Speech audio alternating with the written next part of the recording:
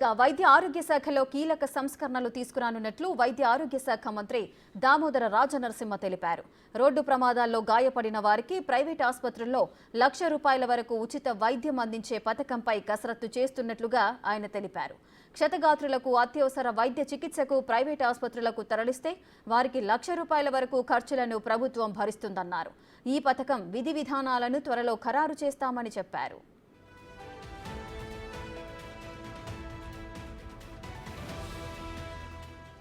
Corporate private ఆసుపత్రుల నియంత్రణకు clinical establishment యాక్ట్ను అమలు చేయనున్నట్లుగా మంత్రి రాజనరసింహ తెలిపారు. దీనికోసం ప్రత్యేక టాస్క్ ఫోర్స్ను రంగంలోకి దించుతామన్నారు.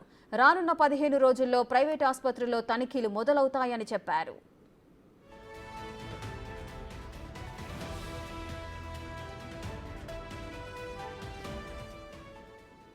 రాష్ట్రంలో ఆహార విక్రయదారుల సంఖ్య భారీగా పెరిగిందని, కానీ నాణ్యత విషయంలో జాగ్రత్తలు తీసుకోవడం లేదని మంత్రి దామోదర రాజనరసింహ పేర్కొన్నారు.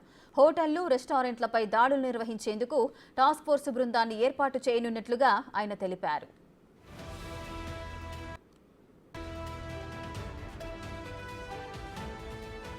ప్రభుత్వ వైద్య కళాశాలల్లో ఒకే చోట 5 ఏళ్లకు మించి పనిచేస్తున్న ఆచార్యులు, అధ్యాపకులు, నర్సులందరినీ బదిలీ చేయాలని భావిస్తున్నామని మంత్రి రాజనరసింహ వెల్లడించారు.